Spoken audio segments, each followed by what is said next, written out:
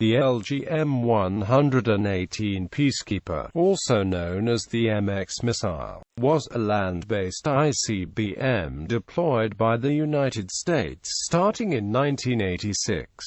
The Peacekeeper was a MIRV missile that could carry up to 10 re-entry vehicles, each armed with a 300-kiloton W-87 warhead and a Mk-21 re-entry vehicle. A total of 50 missiles were deployed starting in 1986, after a long and contentious development program that traced its roots into the 1960s. Under the START II treaty, which never entered into force, the missiles were to be removed from the U.S. nuclear arsenal in 2005, leaving the LGM-30 Minuteman as the only type of land-based ICBM in the arsenal. Despite the demise of the START II treaty, the last of the LGM-118 Peacekeeper ICBMs was decommissioned on September 19, 2005. Current plans are to move some of the W-87 warheads from the decommissioned Peacekeepers to the Minuteman III. The private launch firm Orbital Sciences Corporation has developed the Minotaur YV, a four-stage civilian expendable launch system using old Peacekeeper components.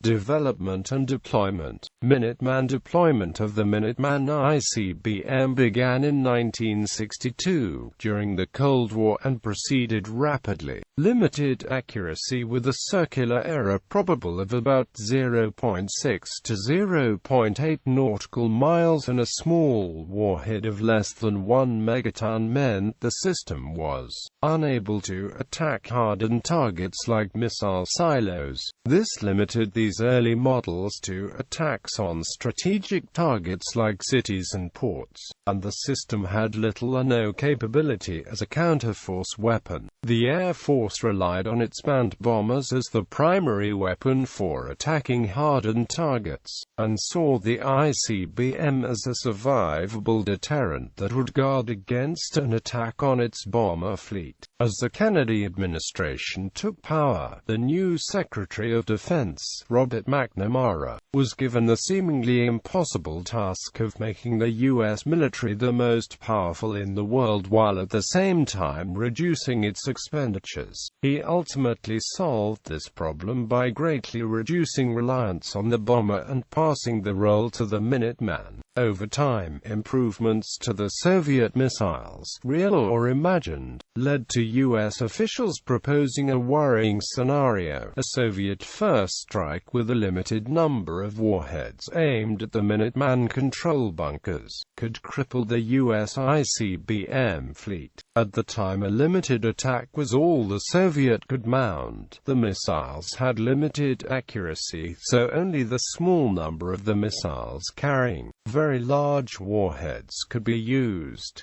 They had just enough of these to make a damaging, but not critical, attack on the U.S. fleet. By April 1964, the U.S. had more ICBMs on active alert than strategic bombers, which exacerbated this concern. The U.S. ICBM fleet was primarily targeted against cities, and retargeting them took considerable time. In the event of a Soviet missile launch, the U.S. faced the difficult decision of whether to fire their own missiles immediately or wait to determine the targets of the Soviet missiles. Firing early might mean striking civilian targets when the Soviets had only targeted military installations, something U.S. politicians considered to be a serious problem. Conversely, waiting to fire might mean the loss of the ICBM fleet. However, as the U.S. Navy was quick to point out, the Polaris fleet, which was essentially invulnerable, would maintain a counter-value force under any circumstances.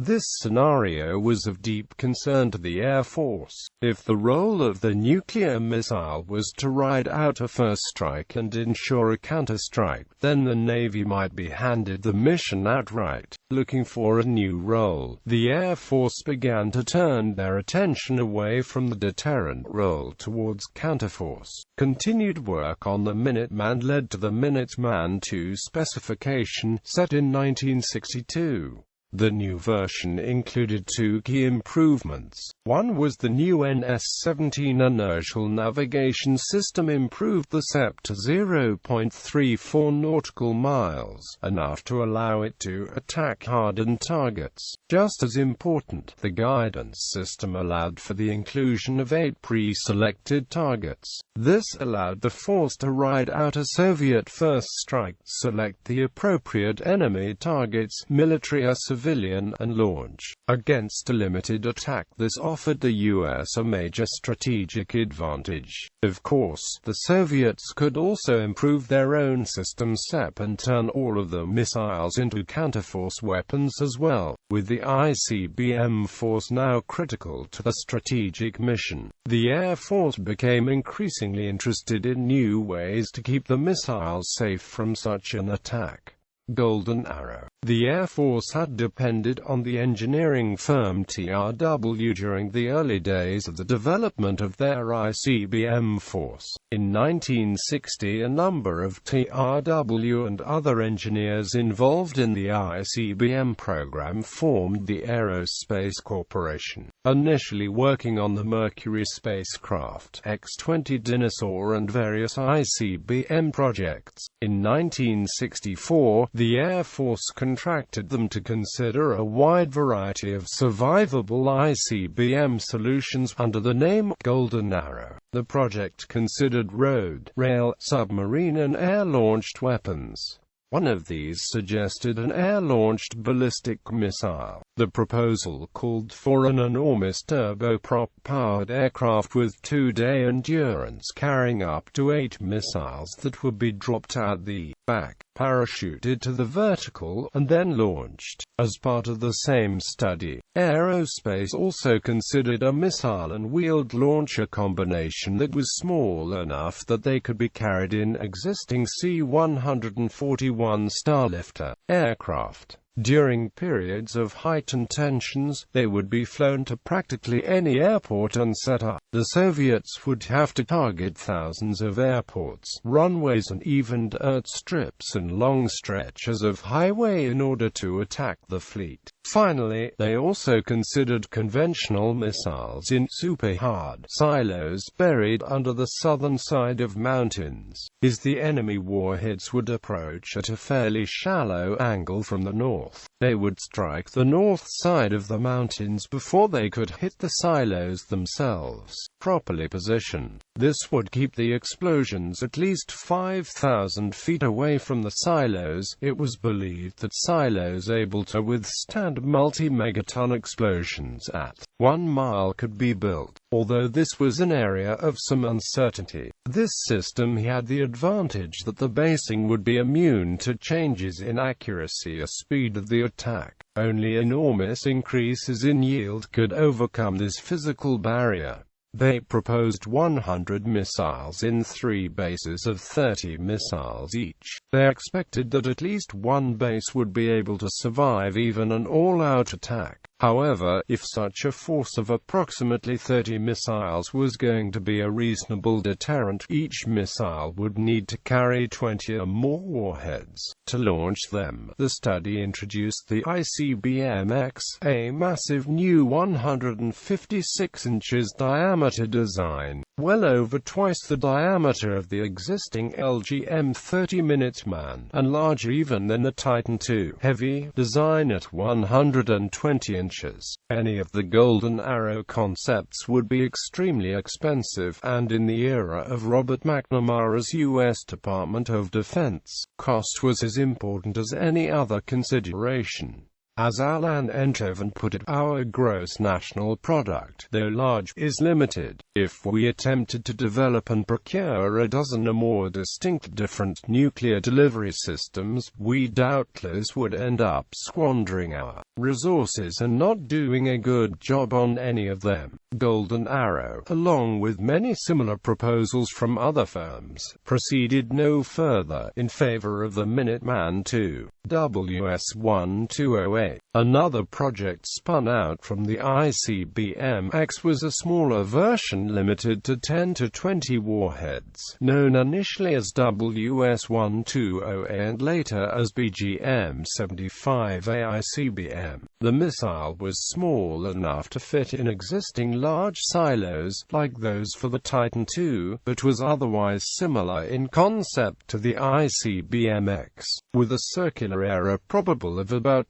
0.1 miles, and especially the ability to be quickly reprogrammed to attack any targets needed. In comparison, the Minuteman II had a selection of 8 targets, any one of which could be quickly selected for attack. But otherwise selecting a target outside this pre-computed list was not something that could be done on the fly. WS-120A's preferred basing mode was a super-hardened shelter, but dispersed mobile options were also considered. However, like Golden Arrow before it, WS-120A's advantages found themselves being diluted by the new Minuteman III. The Minuteman III used the new NS-20 inertial navigation system with a SEP of 0.12 nautical miles, and 3 warheads with an expanded collection of radar countermeasures. Although the system did not include the ability to be rapidly retargeted, this capability was under development and started deployment in 1972, before the planned 1975 introduction date of WS-1208. When it was fully deployed in 1978, the entire ICBM fleet could be entirely reprogrammed in 10 hours.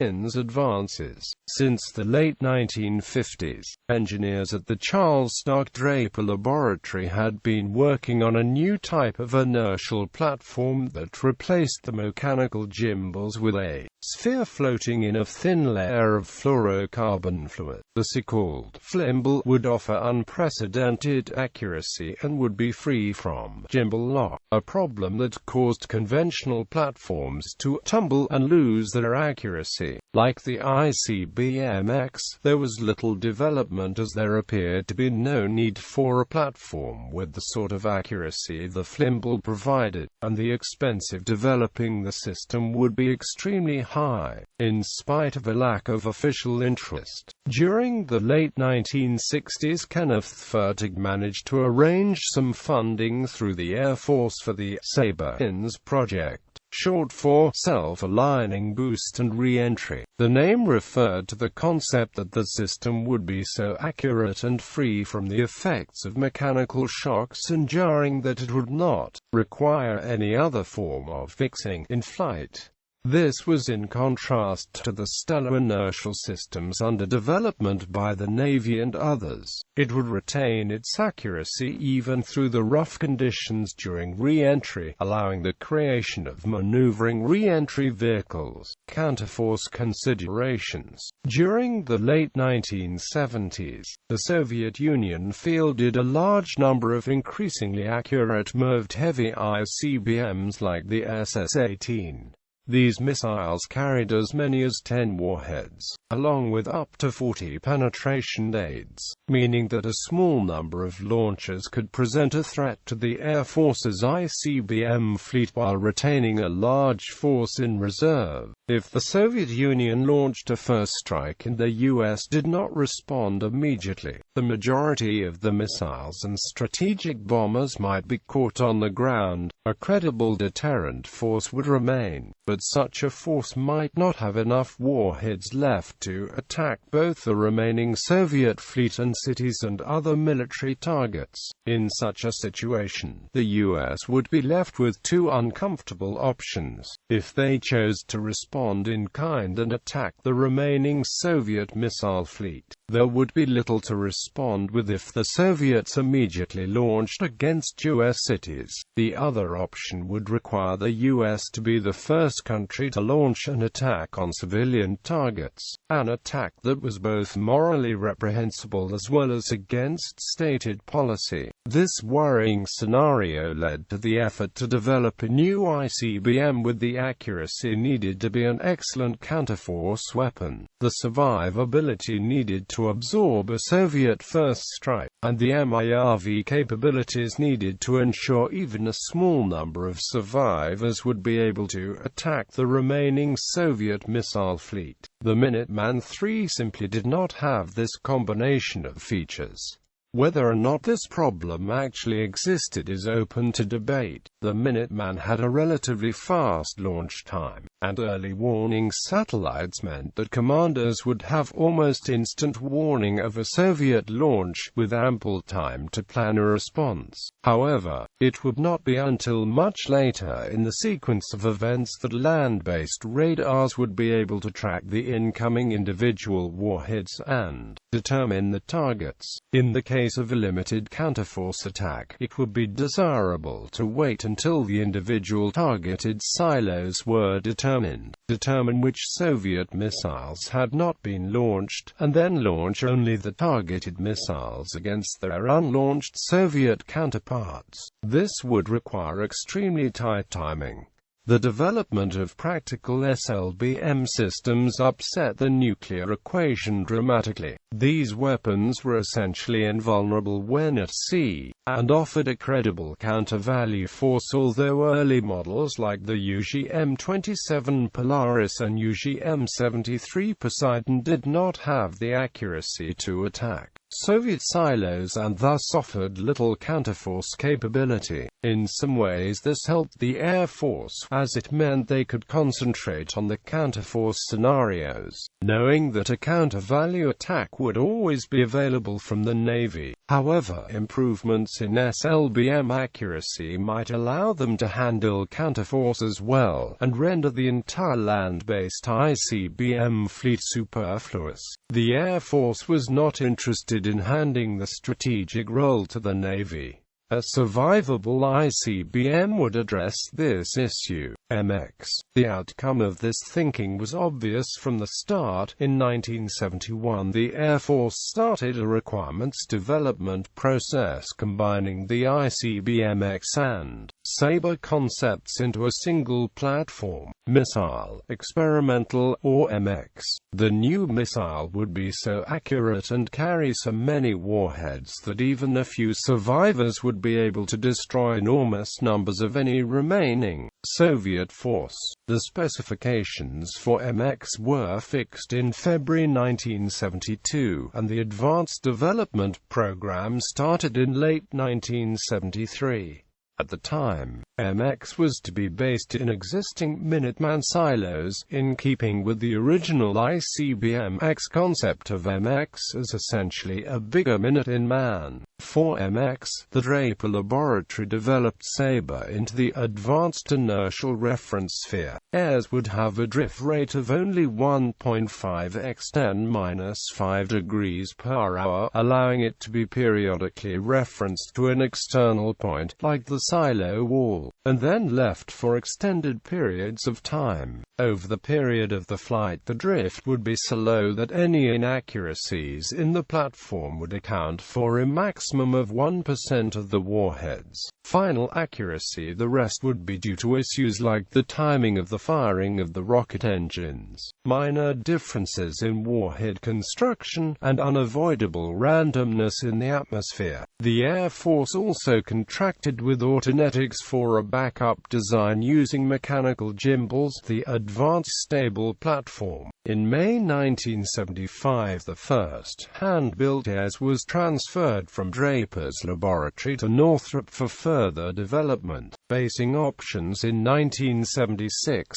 Congress refused to fund MX using a silo-based system on grounds of vulnerability, and the project was halted. Several new proposals were made for alternate basing arrangements, including mobile basing in railway cars that would be sent out into the nation's rail network during times of heightened threat levels, and more complex systems of deeply buried silos under mesas that would include systems to quickly dig themselves out after an attack. Eventually, the program was reinstated in 1979 by President Carter, who authorized deployment of 200 missiles throughout eastern Nevada and western Utah. The deployment would occur in a system of multiple protective shelters linked by underground or above-ground roads, the so-called racetrack proposal. However, local opposition in Nevada was intense, and the concept gained a powerful enemy in the form of Senator Paul Axel. Initially, support was high in Utah, especially in the Beaver County area, although opposition increased dramatically following a statement of disapproval by the leaders of The Church of Jesus Christ of Latter-day Saints.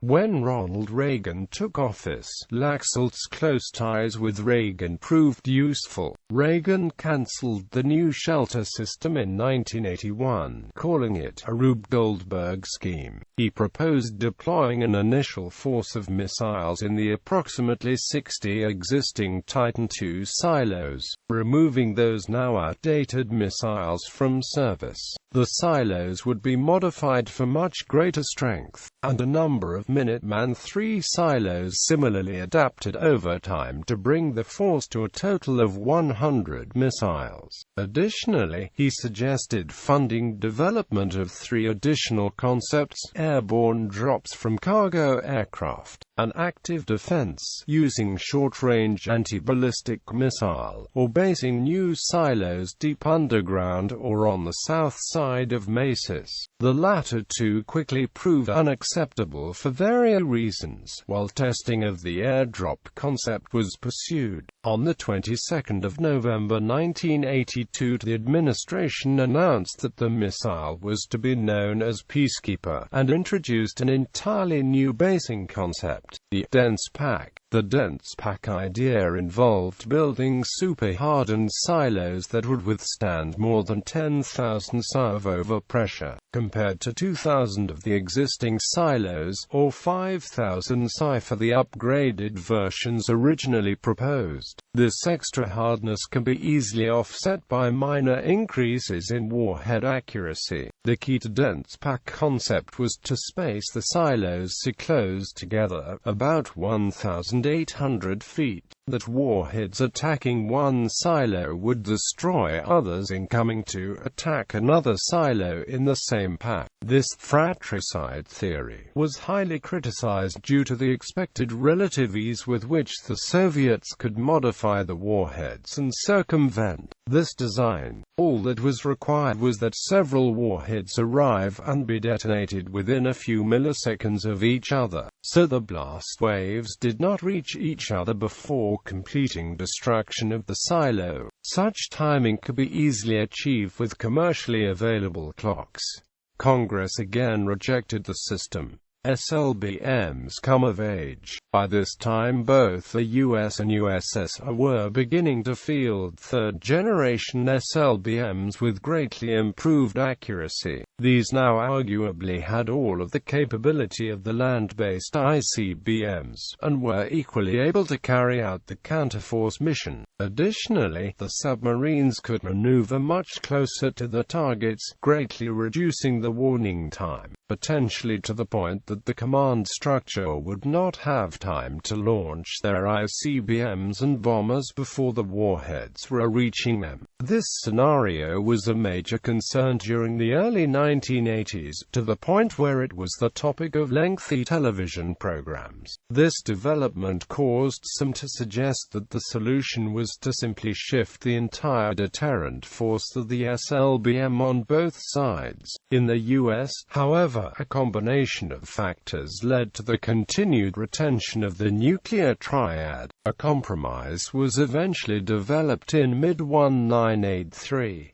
Under this scheme, 100 missiles would be deployed in existing Minuteman silos to show national will. The plan also called for the removal of the old and accident-prone liquid fuel Titan II from use. However, this did not address the problem the MX was originally intended to solve, providing high survivability. This would later be addressed through the reintroduction of the rail garrison concept, with 25 trains each carrying 2 missiles. This system was expected to be operational in 1992. The supposed counterforce gap, then being widely talked about on television, also resulted in the schedule for silo deployment being moved up, dropping the production time from 44 months to 29. Additionally, the plan also called for the development of an entirely new missile, which would emerge as the LGM-134 Minuteman. The Minuteman deliberately carried only one warhead and was highly mobile. Countering a single Minuteman would require the Soviets to blanket an area around its last known position with warheads. Even if this was successful, they would destroy only a single warhead. Faced with this choice, it was expected the Soviets would instead expend the warheads on easier targets. Deployment. The new ICBM was originally planned to be called Peacemaker, but at the last minute was officially designated the LGM-118 Peacekeeper. It was first test-fired on the 17th of June 1983 by the Air Force Systems Command Ballistic Missile Office,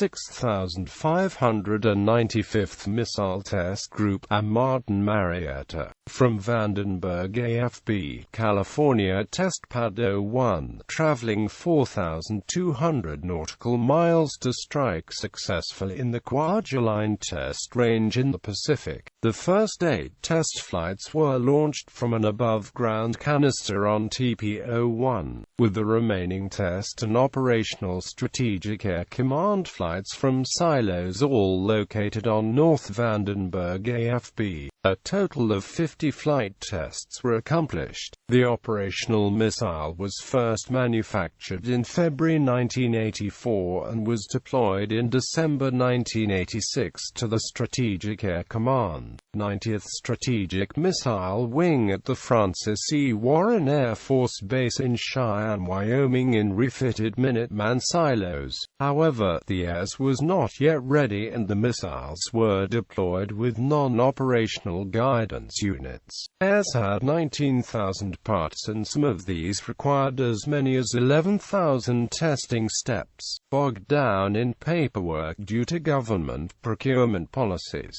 managers started bypassing official channels and buying replacement parts wherever they could be found, including claims that some of the parts were sourced at Radio Shack. In other cases, managers had created false shell companies to order needed test equipment. When these allegations were released by 60 Minutes and the Los Angeles Times, the fallout was immediate. Northrop was slapped with a $130 million fine for late delivery, and when they reacted against employees, they were countersued in whistleblower suits. The Air Force also admitted that 11 of the 29 missiles deployed were not operational. A congressional report stated that Northrop was behind schedule before it even started, and noted that the Air Force knew as early as 1985 that there were serious system deficiencies as well as a lack of effective progress. They complained that the Air Force should have come clean and simply pushed back the deployment date, but instead, in order to foster the illusion of progress, the missiles were deployed in a non-operational state. The first prototype pairs, by then known more generically as the Inertial Measurement Unit, or IMU, was delivered in May 1986, 203 days late. It was not until July 1987 that the first production pairs were ready to ship, and the complete supply for the first 50 missiles was not complete until December 1988. Given these delays, and increased performance of the LGM-133 Trident II, Congress had already cancelled the 100-missile option in July 1985. In the decision, Congress limited the deployment of Peacekeeper ICBMs to 50 missiles until a more survivable basing plan could be developed. Development of the rail garrison system was carried out in parallel. However, budgetary constraints and the dissolution of the Soviet Union led to its being scrapped. The National Museum of the United States Air Force has a rail garrison boxcar on display on the museum grounds east of the main display hangars, and developmental remnants of the program can still be found at Vandenberg Air Force Base. The project had already cost around $20 billion up to 1998 and produced 114 missiles, at $400 million for each operational missile. The flyaway cost of each warhead was estimated at $20 to $70 million.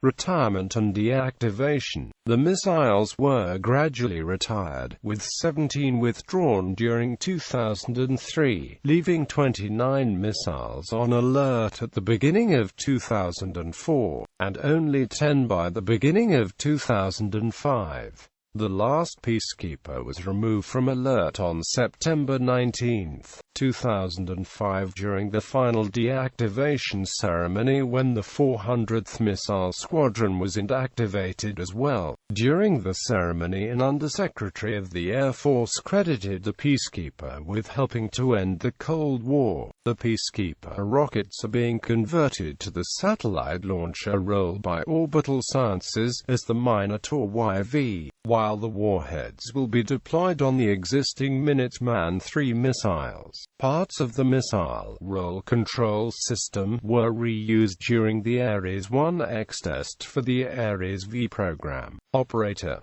The United States Air Force was the only operator of the Peacekeeper. 400th Strategic Missile Squadron, Francis E. Warren AFB, Wyoming Orbital Sciences, will use the Minotaur YV civilian launch platform version.